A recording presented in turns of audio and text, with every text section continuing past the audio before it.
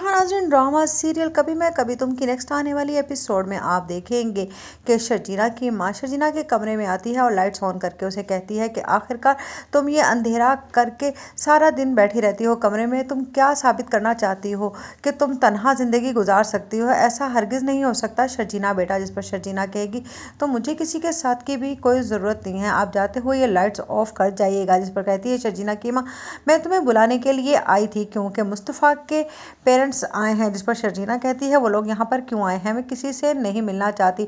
जिस पर शर्जीना की माँ कहती है कि थोड़ी देर के लिए उनके पास बैठ जाओ, शायद उनके दिल का बोझ हल्का हो जाए तुमसे माफ़ी मांग कर। जिस पर शर्जीना कहती है मुझे किसी को माफ़ नहीं करना, बल्कि जाकर कह दीजिए कि मैंने उन्हें माफ़ ही कर दिया।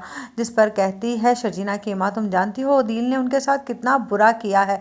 जिस पर शर्जीना कहती है कि उन लोगों ने कौन सा मेरे साथ अच्छा किया था। जिस पर शर्जीना की माँ जब बताती है कि अदील ने उन दोनों से उनका घर धोखे से बिकवा कर और ख़ुद फ्रॉड के केस में अब उसकी बीवी ने उसे पकड़वा दिया है और तुम जानती हो कि उसे 10 साल की कैद भी हो गई है। जिस पर शर्जीना एक लम्हे के लिए अपनी आंखें खोलकर अपनी माँ की तरफ देखती है और उस पर शर्जीना की माँ कहती है कि शुक्र अदा करती हूँ मैं तो उस वक्त का कि जब अदील ने खुद से इनकार कर दिया था तुमसे शादी का और मुस्तफ़ा ने तुम्हारा हाथ थाम लिया था। जिस पर शर्जीना कहती है कि मुस्तफ़ा ने ही मेरे साथ कौन सा कोई अच्छा सलूक किया, उसने भी तो मुझसे मेरी खुशी छीन ली। जिस पर शर्जीना की माँ उससे कहती है कि ऐसी भी बात नहीं है, वो सब कुछ तुम्हारी खुशी की खातिर ही कर रहा था, बस उसका तरीक़ेकार गलत था कि वो तुम्हें ही भूल गया जिसके लिए वो सब कुछ कर रहा था। जिस पर शर्जीना कहती है आप हर बार उसकी हिमायत लेकर क्यों आ जाती हैं। जिस पर शर्जीना की माँ कहती है हिमायत की बात नहीं है, मुझे उसकी आंखों में और उसकी दिल की गहराइयों में तुम्हारी मोहब्बत नज़र आती है जो मैंने देखी है।